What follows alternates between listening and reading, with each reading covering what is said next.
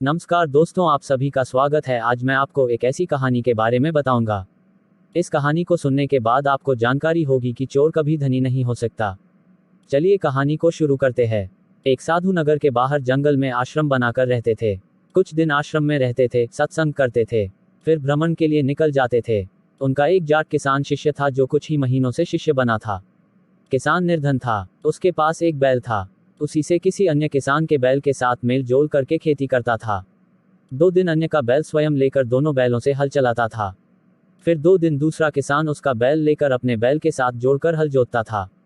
किसान अपने कच्चे मकान के आंगन में रोज बैल को बांधता था।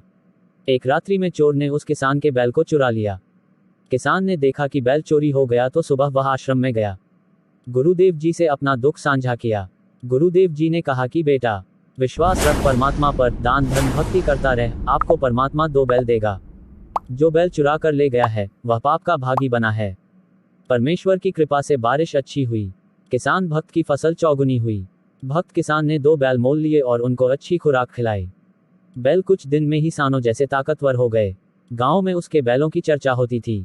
1 वर्ष पश्चात वही चोर उसी क्षेत्र में चोरी करने फिर आया। कहीं दांव नहीं लगा। उसने विचार किया कि जिसका बैल चुराया था उसके घर देखता हूं, हो सकता है कोई बैल और ले आया हो। देखा तो 2 बैल सानों जैसे बंधे थे। चोर ने दोनों बैल फिर चुरा लिए। किसान जागा तो बैल चोरी हो चुके थे। किसान भगत ने अपने जी से बताया तो गुरु जी ने कहा कि बेटा, तेरे घर 4 बैल देगा भगवान। चोर कभी सेठ नहीं हो सकता।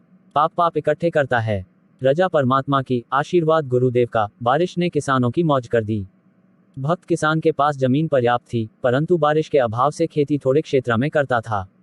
बारिश अच्छी हो गई। 2 बैल मोल लिए, 2 कर्जे पर लिए, खेती अधिक जमीन में की। एक नौकर हाली रखा। 1 वर्ष में सब कर्ज भी उतर गया। बैल 4 हो गए साढ़ों जैसे मोटे मोटे, तगड़े तगड़े। मकान भी पक्का बना लिया। चोर 2 वर्ष के पश्चात फिर उधर गया और पहले उसी किसान की स्थिति देखने गया। चोर ने देखा कि भगत किसान के घर पर 4 बैल सांडों जैसे बैठे थे और चोर के पास 2 दिन का भी आटा शेष नहीं था। चोर अधिक निर्धन हो गया था। चोर ने किसान को रात्रि में नींद से उठाया तो किसान बोला, कौन हो आप? चोर ने कहा कि मैं चोर हूं जिसने तेरे 3 बैल चुराए थे। किसान बोला, भाई, मेरी नींद खराब ना कर, तू अपना काम कर। परमात्मा अपना कर रहा है, मुझे सोने दे। चोर ने पैर पकड़ लिए और बोला, हे देवता, मेरे से अब चोरी नहीं हो रही है। एक बात बता, आपका चोर आपके सामने खड़ा है, आप पकड़ भी नहीं रहे हो।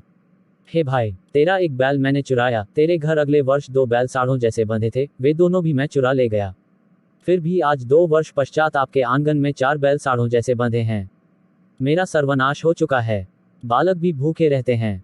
मुझे मार चाहे छोड़, मुझे तेरे विकास का राज बता। मैं भी जाट किसान हूँ, जमीन भी है, निर्धनता बेअंत है। भक्त किसान ने उसको कहा कि आप स्नान करो, खाना खाओ। चोर ने वैसा ही किया। फिर भक्त उस चोर को आश्रम में लेकर गया। गुरुदेव को सब घटना बताई। गुरुदेव ने चोर को समझाया। 7-8 दिन भक्त किसान ने अपने घर पर रखा और प्रतिदिन गुरु जी से मिलाकर लाता और सत्संग सुनाया। चोर ने दीक्षा ली। गुरु जी ने कहा कि भक्त बेटा, नए भक्त को 1 बैल दे दे उधार, खेती करेगा, तेरे पैसे लौटा देगा। भक्त ने कहा, गुरु जी, ठीक है। भक्त किसान ने नए भक्त को 1 बैल दे दिया। नया भक्त प्रति महीना सत्संग में आता था। पूरे परिवार को नाम दीक्षा दिला दिया। 2 वर्ष में वित्तीय स्थिति अच्छी हो गई। 1 बैल 3 पहले वाले चोरी वाले बैलों के रूपे लेकर चोर भक्त उस किसान भक्त के घर आया। उसके बच्चे भी साथ थे।